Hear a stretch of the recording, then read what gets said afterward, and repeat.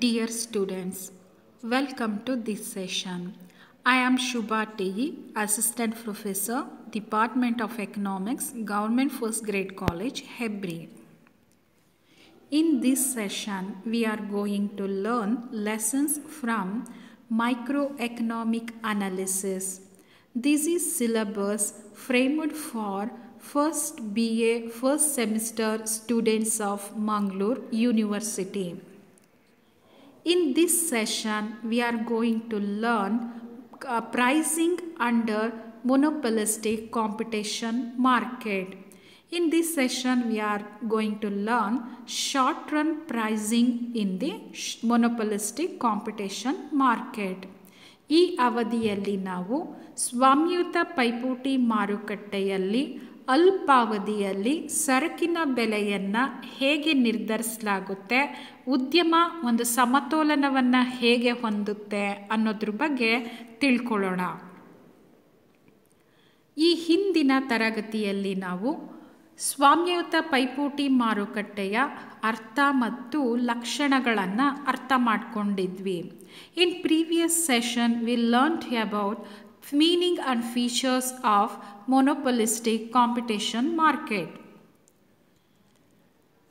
ಈಗ ನಾವು ಸ್ವಾಮ್ಯಯುತ ಪೈಪೋಟಿ ಮಾರುಕಟ್ಟೆಯಲ್ಲಿ ಅಲ್ಪಾವಧಿಯಲ್ಲಿ ಉದ್ಯಮ ಹೇಗೆ ಸಮತೋಲನವನ್ನು ಹೊಂದುತ್ತೆ, ಸಮತೋಲನ ಬೆಲೆಯನ್ನು ನಿರ್ಧರಿಸ್ಕೊಳ್ಳುತ್ತೆ, ಸಮತೋಲನ ಪ್ರಮಾಣದ ಸರಕುಗಳ ಪೂರೈಕೆಯನ್ನು ಮಾಡುತ್ತೆ ಅನ್ನುವಂಥ ವಿಷಯದ ಬಗ್ಗೆ ಬೆಳಕನ್ನು ಚೆಲ್ಲೋಣ. ಅಲ್ಪಾವಧಿ short run, it is A period within A year. ಇದು ಒಂದು ವರ್ಷದ ಒಳಗಿನ ಅವಧಿಯಾಗಿರುತ್ತೆ. ಈ ಅವಧಿಯಲ್ಲಿ ಉದ್ಯಮಗಳು ಹೆಚ್ಚಿನ ಬದಲಾವಣೆಗಳನ್ನು ಮಾಡೋದಕ್ಕೆ ಸಾಧ್ಯ ಆಗೋದಿಲ್ಲ. ಒಂದು ಮಟ್ಟದಲ್ಲಿ ಸೀಮಾಂತ ವೆಚ್ಚಗಳನ್ನು ಅದು ಬದಲಾವಣೆ ಮಾಡಿಕೊಳ್ಳೋದಕ್ಕೆ ಸಾಧ್ಯ ಇರುತ್ತೆ. ಇಂತಹ ಅವಧಿಯಲ್ಲಿ ಸ್ವಾಮ್ಯಯುತ ಪೈಪೋಟಿ ಮಾರುಕಟ್ಟೆಯ ಉದ್ಯಮ ತನ್ನ ಲಾಭವನ್ನು ಗರಿಷ್ಠಗೊಳಿಸಿಕೊಳ್ಳುವಂತಹ ಉದ್ದೇಶವನ್ನು ಹೊಂದಿರುತ್ತೆ. Profit maximisation is the goal of monopolistic competition firm. Each firm in monopolistic competition market produces differentiate goods.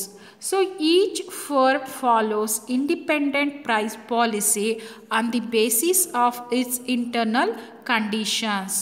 No firm influence other firms' price policy. Each firm faces a downward sloping demand curve, that is AR curve. ಈ ಒಂದು ಸ್ವಾಮ್ಯಯುತ ಪೈಪೋಟಿ ಮಾರುಕಟ್ಟೆಯಲ್ಲಿ ಉದ್ಯಮಗಳು ವಿಭಿನ್ನತೆಯ ವಸ್ತುಗಳನ್ನು ಉತ್ಪಾದನೆ ಮಾಡುತ್ತೆ. ವೈವಿಧ್ಯಮಯವಾದಂತಹ ಸರಕುಗಳನ್ನು ಉತ್ಪಾದನೆ ಮಾಡೋದ್ರಿಂದ ಆ ಸರಕುಗಳ ಪೂರೈಕೆಯ ಮೇಲೆ ಅವುಗಳಿಗೆ ಸ್ವಾಮ್ಯಯುತ ಅಧಿಕಾರವಿರುತ್ತೆ. ಹಾಗಾಗಿ ಈ ಮಾರುಕಟ್ಟೆಯಲ್ಲಿ ಪ್ರತಿಯೊಂದು ಉದ್ಯಮ ತನ್ನ ಸರಕಿನ ಬೆಲೆಗೆ ಸಂಬಂಧಪಟ್ಟಂತೆ ಸ್ವತಂತ್ರವಾದಂತಹ ಬೆಲೆ ನೀತಿಯನ್ನು ತಂತ್ರಗಳನ್ನು ಅನುಸರಿಸುತ್ತೆ. ತನ್ನ ಆಂತರಿಕವಾದಂತಹ ವೆಚ್ಚದ ಸನ್ನಿವೇಶಗಳನ್ನು ಆಧರಿಸಿ, ತನ್ನ ಉದ್ಯಮದ ಒಂದು ಗುರಿ ಉದ್ದೇಶಗಳನ್ನು ಆಧರಿಸಿ ತನ್ನದೇ ಆದಂತಹ ಒಂದು ಬೆಲೆ ನೀತಿಗಳನ್ನು ಅನುಸರಿಸುತ್ತೆ. ಅದೇ ರೀತಿ ಯಾವುದೇ ಉದ್ಯಮದ ಬೆಲೆ ನೀತಿಗಳು ಇನ್ನೊಂದು ಉದ್ಯಮದ ಬೆಲೆ ನೀತಿಯ ಮೇಲೆ ಪರಿಣಾಮವನ್ನು ಬೀರೋದಿಲ್ಲ. ಪ್ರತಿಯೊಂದು ಉದ್ಯಮ ಸ್ವತಂತ್ರವಾಗಿ ತಮ್ಮ ಸರಕಿನ ಬೆಲೆಗಳನ್ನು ಅವು ನಿರ್ಧರಿಸ್ಕೊಳ್ಳುತ್ತೆ. ಈ ಮಾರುಕಟ್ಟೆಯಲ್ಲಿ ಪ್ರತಿಯೊಂದು ಉದ್ಯಮದ ಬೇಡಿಕೆ ರೇಖೆ ಅದನ್ನು ಯಾವಾಗಲೂ ಕೂಡ AR ರೇಖೆ ಆಗಿ ಪ್ರತಿನಿಧಿಸಲಾಗುತ್ತೆ. ಅದು ಎಡದಿಂದ ಬಲಭಾಗಕ್ಕೆ ಇಳಿಮುಖವಾಗಿರುತ್ತೆ. ಅಂದರೆ ಸರಕಿನ ಬೆಲೆ ಕಡಿಮೆಯನ್ನು ನಿಗದಿಪಡಿಸಿ ಅಧಿಕ ಮಾರಾಟ ಮಾಡುವಂತಹ ತಂತ್ರಕ್ಕೆ ಪ್ರಾತಿನಿಧ್ಯವನ್ನು ನೀಡಲಾಗ್ತಾ ಇರುತ್ತೆ. ಈ ಮಾರುಕಟ್ಟೆಯ ವೆಚ್ಚದಲ್ಲಿ ಭಾಳ ಪ್ರಮುಖವಾದಂತಹ ಭಾಗ ಅಂತಂದರೆ ಮಾರಾಟ ವೆಚ್ಚಗಳು. Selling cost constitutes important part in the total cost. ಅಲ್ಪಾವಧಿಯಲ್ಲಿ ಸ್ವಾಮ್ಯಯುತ ಪೈಪೋಟಿ ಮಾರುಕಟ್ಟೆಯ ಉದ್ಯಮ ಸಮತೋಲನವನ್ನು ಸಾಧಿಸಬೇಕು ಅಂತಂದರೆ ಅದು 2 ಷರತ್ತುಗಳನ್ನು ಪೂರೈಸಬೇಕಾಗುತ್ತೆ. The firm should satisfy 2 conditions of equilibrium. One is short-term marginal cost must equal to short-term marginal revenue. The short-run marginal curve must cut the SMR curve from the below. ಅಲ್ಪಾವಧಿಯ ಸೀಮಾಂತ ವೆಚ್ಚ ಅಲ್ಪಾವಧಿಯ ಸೀಮಾಂತ ಆದಾಯಕ್ಕೆ ಸಮನಾಗಿರಬೇಕಾಗುತ್ತೆ. ಅಲ್ಪಾವಧಿಯ ಸೀಮಾಂತ ವೆಚ್ಚದ ರೇಖೆ ಅಲ್ಪಾವಧಿಯ ಸೀಮಾಂತ ಆದಾಯದ ರೇಖೆಯನ್ನು ಕೆಳಭಾಗದಿಂದ ಛೇದಿಸಬೇಕಾಗುತ್ತೆ. ಈ 2 ನಿಯಮಗಳನ್ನು ಷರತ್ತುಗಳನ್ನು ಪೂರೈಸಿದ್ರೆ ಆ ಒಂದು ಉದ್ಯಮ ಸಮತೋಲನವನ್ನು ಸಾಧಿಸೋದಕ್ಕೆ ಸಾಧ್ಯ ಆಗುತ್ತೆ. ಈಗ ನಾವು ಈ ರೇಖಾಚಿತ್ರದ ಸಹಾಯದೊಂದಿಗೆ ಸ್ವಾಮ್ಯಯುತ ಪೈಪೋಟಿ ಮಾರುಕಟ್ಟೆಯ ಉದ್ಯಮ ಅಲ್ಪಾವಧಿಯಲ್ಲಿ ಯಾವಾಗ ಒಂದು ಗರಿಷ್ಠ ಲಾಭವನ್ನು ಅಸಾಮಾನ್ಯವಾದಂತಹ ಲಾಭವನ್ನು ಗಳಿಸುತ್ತೆ ಅನ್ನೋದನ್ನು ಅರ್ಥ ಮಾಡ್ಕೊಳ್ಳೋಣ. ರೇಖಾಚಿತ್ರದಲ್ಲಿ ನೀವು ಗಮನಿಸಿ, OX ರೇಖೆಯಲ್ಲಿ ಉತ್ಪನ್ನದ ಪ್ರಮಾಣವನ್ನು output in OX Axis output is measured. In OY Axis price is measured. SMR, the curve SMR represents short-term marginal revenue. The curve SAR represents short-term average revenue. The curve SAC represents short-term average cost curve. SMC represents short-term marginal cost curve ರೇಖೆಗಳನ್ನು ಪ್ರತಿನಿಧಿಸುತ್ತೆ. ಇಂತಹ ರೇಖೆಗಳ ಸಹಾಯದಿಂದ ನಾವೀಗ ಉದ್ಯಮದ ಸಮತೋಲನವನ್ನು ಅರ್ಥ ಮಾಡ್ಕೊಳ್ಳೋಣ. In short run firms are only allowed to change some extent. A firm under monopolistic competition is able to earn supernormal profit because other firms are not in position to bring out similar products in short period. ಅಲ್ಪಾವಧಿಯಲ್ಲಿ ಪ್ರತಿಯೊಂದು ಉದ್ಯಮ ಹೆಚ್ಚಿನ ಬದಲಾವಣೆಗಳನ್ನು ಮಾಡ್ಕೊಳ್ಳೋದಕ್ಕೆ ಸಾಧ್ಯ ಇಲ್ಲ. ಅಲ್ಪಾವಧಿಯಲ್ಲಿ ಯಾವುದೇ ಹೊಸ ಉದ್ಯಮ ಅದೇ ರೀತಿಯಾದಂಥ ಸರಕುಗಳನ್ನು ಉತ್ಪಾದನೆ ಮಾಡೋದಕ್ಕೆ ಸಾಧ್ಯ ಆಗೋದಿಲ್ಲ. ಹಾಗಾಗಿ ಈ ಒಂದು ಮಾರುಕಟ್ಟೆಯಲ್ಲಿ ಅಲ್ಪಾವಧಿಯಲ್ಲಿ ಅಧಿಕ ಲಾಭವನ್ನು ಅಸಾಮಾನ್ಯ ಲಾಭವನ್ನು ಗಳಿಸೋದಕ್ಕೆ ಸಾಧ್ಯ ಇದೆ.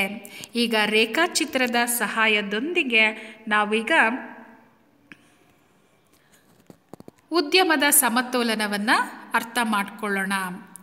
ರೇಖೆಗಳ ಎಲ್ಲ ಒಂದು ಚಿತ್ರಣವನ್ನು ನೀಡಲಾಗಿದೆ.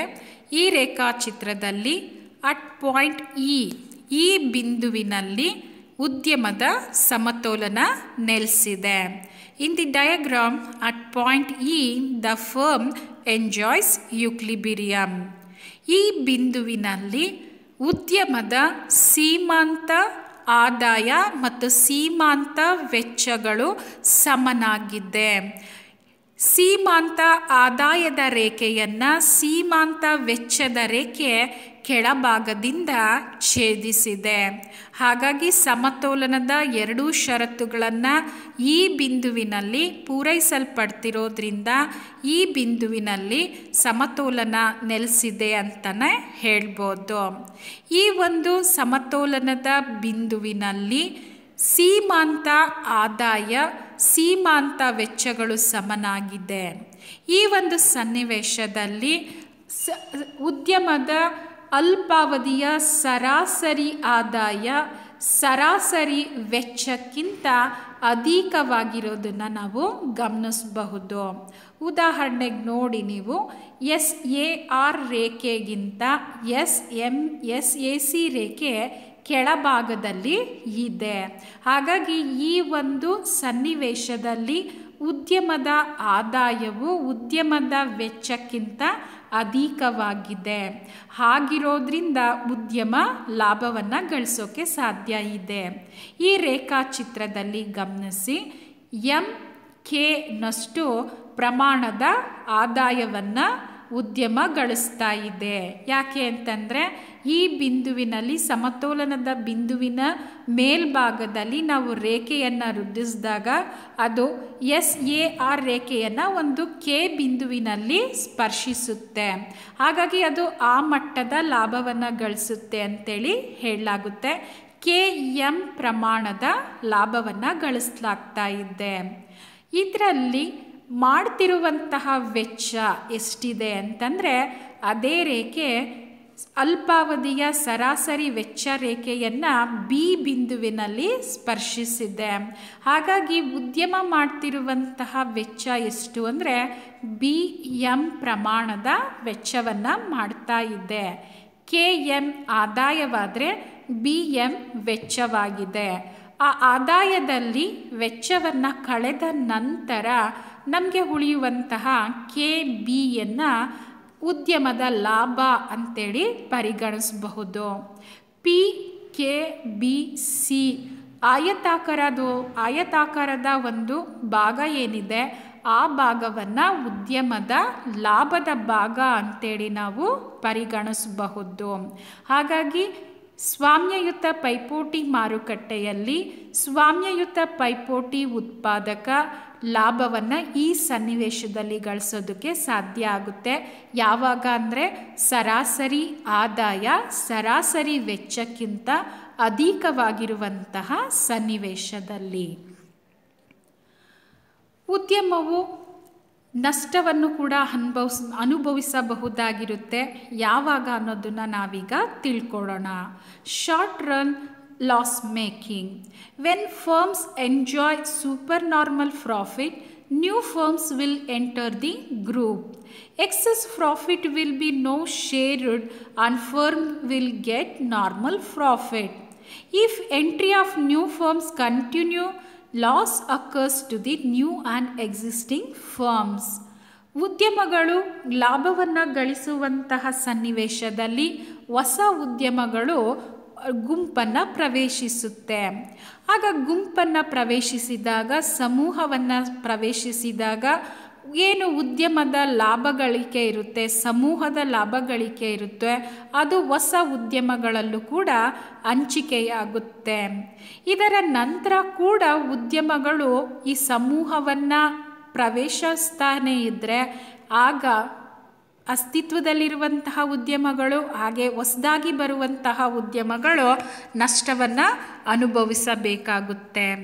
ಈ ರೇಖಾಚಿತ್ರದಲ್ಲಿ ನಾವು ಉದ್ಯಮ ನಷ್ಟವನ್ನು ಅನುಭವಿಸ್ತಿರುವಂತಹ ಒಂದು ಸನ್ನಿವೇಶವನ್ನು ನಾವು ತಿಳ್ಕೋಬಹುದು.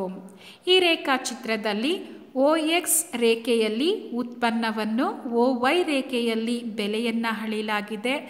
SMR ಅಲ್ಪಾವಧಿಯ ಸೀಮಾಂತ ಆದಾಯವನ್ನು, SAR ಅಲ್ಪಾವಧಿಯ ಸರಾಸರಿ ಆದಾಯವನ್ನು ಪ್ರತಿನಿಧಿಸುತ್ತೆ. SMC ಉದ್ಯಮದ ಅಲ್ಪಾವಧಿಯ ಸೀಮಾಂತ ವೆಚ್ಚವನ್ನು, SAC ಅಲ್ಪಾವಧಿಯ ಸರಾಸರಿ ವೆಚ್ಚವನ್ನು ಪ್ರತಿನಿಧಿಸುತ್ತೆ. ಇಂತಹ ರೇಖೆಗಳ ಸಹಾಯದಿಂದ ಈಗ ನಾವು ನಷ್ಟದ ಸನ್ನಿವೇಶವನ್ನು ತಿಳ್ಕೋಬಹುದು. ನೀವು ಈ ರೇಖಾಚಿತ್ರದಲ್ಲಿ ಗಮನಿಸಬಹುದು, ಉದ್ಯಮದ ಅಲ್ಪಾವಧಿಯ ಸರಾಸರಿ ವೆಚ್ಚದ ರೇಖೆ ಮೇಲ್ಭಾಗದಲ್ಲಿ ಇದೆ. ಅದು ಸರಾಸರಿ ಅಲ್ಪಾವಧಿಯ ಸರಾಸರಿ ಆದಾಯಕ್ಕಿಂತನೂ ಕೂಡ ಮೇಲ್ಭಾಗದಲ್ಲಿ ಇದೆ. ಇದು ಏನನ್ನು ಪ್ರತಿನಿಧಿಸುತ್ತೆ ಅಂದರೆ ಉದ್ಯಮದ ಅಲ್ಪಾವಧಿಯ ಸರಾಸರಿ ವೆಚ್ಚ ಸರಾಸರಿ ಆದಾಯಕ್ಕಿಂತ ಅಧಿಕವಾಗಿದೆ ಅನ್ನೋದನ್ನು ತಿಳಿಸುತ್ತೆ. ಅಂದರೆ ಉದ್ಯಮದ ಆದಾಯ ಕಡಿಮೆ ಇದೆ, ಆದರೆ ಉದ್ಯಮದ ವೆಚ್ಚಗಳು ಅಧಿಕವಾಗಿದೆ ಅನ್ನೋದನ್ನು ತಿಳಿಸ್ಕೊಡ್ತಾ ಇದೆ. ಈ ಸನ್ನಿವೇಶದಲ್ಲಿ ನಾವು ಉದ್ಯಮ ಈ ಬಿಂದುವಿನಲ್ಲಿ ಸಮತೋಲನ ನೆಲೆಸುತ್ತೆ ಅಂತೇಳಿ ನಾವು ತಿಳ್ಕೊಬೇಕಾಗುತ್ತೆ. ಈ ಬಿಂದುವಿನಲ್ಲಿ ಸೀಮಾಂತ ವೆಚ್ಚ ಸೀಮಾಂತ ಆದಾಯ ಎರಡು ಸಮನಾಗಿದೆ. ಜೊತೆಯಲ್ಲಿ ಸೀಮಾಂತ ಆದಾಯ ರೇಖೆಯನ್ನು ಸೀಮಾಂತ ವೆಚ್ಚ ರೇಖೆ ಕೆಳಭಾಗದಿಂದ ಛೇದಿಸಿದೆ. ಈ ಒಂದು ರೇಖೆಯನ್ನು ನಾವು ವೃದ್ಧಿಸಿದಾಗ ನಮಗೆ ತಿಳಿದು ಬರೋ ಅಂಶ ಏನು ಅಂದರೆ ಉದ್ಯಮ ಬಿ ಎಂನಷ್ಟು ವೆಚ್ಚವನ್ನು ಮಾಡ್ತಾ ಇದೆ. ಯಾಕಂದರೆ ವೆಚ್ಚ ರೇಖೆ ಸಿಯನ್ನು ಬಿ ಬಿಂದುವಿನಲ್ಲಿ ಸ್ಪರ್ಶಿಸಿರೋದ್ರಿಂದ ಬಿ ಎಂನಷ್ಟು ವೆಚ್ಚವನ್ನು ಮಾಡ್ತಾ ಇದೆ. ಆದರೆ ಉದ್ಯಮಕ್ಕೆ ಬರ್ತಿರುವಂತಹ ಆದಾಯ ಎಷ್ಟು ಅಂದರೆ KMನಷ್ಟು ಆದಾಯ ಬರ್ತಾ ಇದೆ. ಅಂದರೆ ಇಲ್ಲಿ ವೆಚ್ಚ ಆದಾಯಕ್ಕಿಂತ ಅಧಿಕವಾಗಿದೆ. ಹಾಗಾಗಿ ಆದಾಯ ಕಳೆದ ನಂತರ ಕೂಡ ಹಲವಾರು ವೆಚ್ಚಗಳು ಉಳ್ಕೊಳ್ಳುತ್ತೆ. ಎಷ್ಟು ವೆಚ್ಚದ ಪ್ರಮಾಣ ಉಳ್ಕೊಳ್ಳುತ್ತೆ ಅಂದರೆ BKನಷ್ಟು ವೆಚ್ಚದ ಪ್ರಮಾಣ ಉಳ್ಕೊಳ್ಳುತ್ತೆ. ಹಾಗಾಗಿ CBKP ಒಂದು ಆಯತಾಕಾರದ ಭಾಗ ಏನಿದೆ ಅದು ಉದ್ಯಮದ ನಷ್ಟದ ಹೊಂದುತ್ತಿರುವಂತಹ ಪ್ರಮಾಣವನ್ನು ಪ್ರತಿನಿಧಿಸುತ್ತೆ. ಅದನ್ನು ನಷ್ಟದ ಭಾಗ ಅಂತೇಳಿ ನಾವು ಗುರುತಿಸಬಹುದು. ಉದ್ಯಮಗಳು ಅಸಾಮಾನ್ಯ ಲಾಭವನ್ನು ಗಳಿಸಬಹುದು ಯಾವಾಗ ಅಂದರೆ ಅದರ ಆದಾಯ ವೆಚ್ಚಗಳಿಗಿಂತ ಅಧಿಕವಾಗಿದ್ದಾಗ. ಅದೇ ರೀತಿ ಉದ್ಯಮಗಳು ನಷ್ಟವನ್ನು ಹೊಂದಬಹುದು ಯಾವಾಗ ಅಂದರೆ ಅವುಗಳ ವೆಚ್ಚ ಆದಾಯಕ್ಕಿಂತ ಅಧಿಕವಾಗಿದ್ದಾಗ. ಇದನ್ನು ನಾವು ರೇಖಾಚಿತ್ರಗಳು ಮತ್ತು ರೇಖೆಗಳ ಸಹಾಯದಿಂದ ತಿಳ್ಕೋಬಹುದಾಗಿದೆ. ಇಲ್ಲಿವರೆಗೂ ಪಾಠವನ್ನು ಕೇಳಿದಂಥ ನಿಮ್ಮೆಲ್ಲರಿಗೂ ಧನ್ಯವಾದಗಳು.